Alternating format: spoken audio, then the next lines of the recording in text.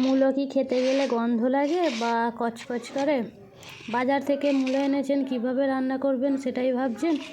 তাহলে আমার এই রেসিপিটা একবার দেখতে পারেন। আর কিভাবে করলাম সেই মতো বাড়িতে একবার ট্রাই করবেন, দেখবেন দারুণ লাগবে। আসসালামু আলাইকুম, সকলেই কেমন আছেন? আলহামদুলিল্লাহ সকলেই ভালো আছেন, সুস্থ আছেন। আজকে মূলো ভাজি রেসিপি আপনাদের সঙ্গে শেয়ার করব।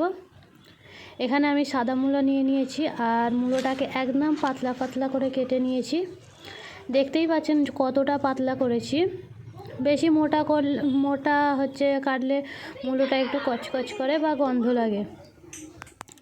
প্রথমে মূলোটাকে ভাজার জন্য সরিষার তেল ব্যবহার করেছি। তেলটা গরম হয়ে যেতে এতে দিয়ে দিয়েছি শুকনো লঙ্কা আর পেঁয়াজ দিয়ে এটাকে একটু ভালো করে নাড়াচাড়া করে নিয়েছি।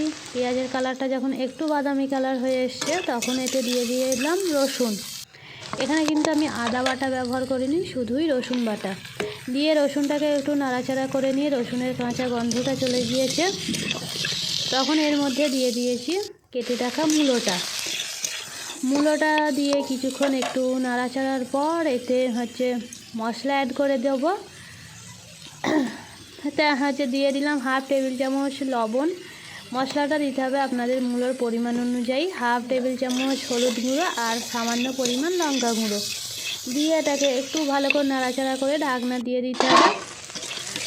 3 থেকে 4 মিনিট পর ঢাকনাটা খুলে ঠিক এইভাবে নাড়াচাড়া করে নেবেন। 2 থেকে 3 বার ঢাকনা দিয়ে 2-3 মিনিট ছাড়া একটু ভালো করে নাড়াচাড়া করলে মূলোটা পুরোপুরি সেদ্ধও হয়ে যাবে আর ভাজাও হয়ে যাবে।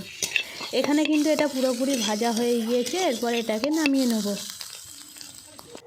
একবার দেখুন কত সুন্দর ভাজাটা হয়েছে। গরম ভাতের সাথে তো এটাকে খুবই ভালো লাগবে। আর এই মূলো ভাজাটা আপনাদের কেমন লাগলো অবশ্যই কমেন্ট বক্সে জানাবেন।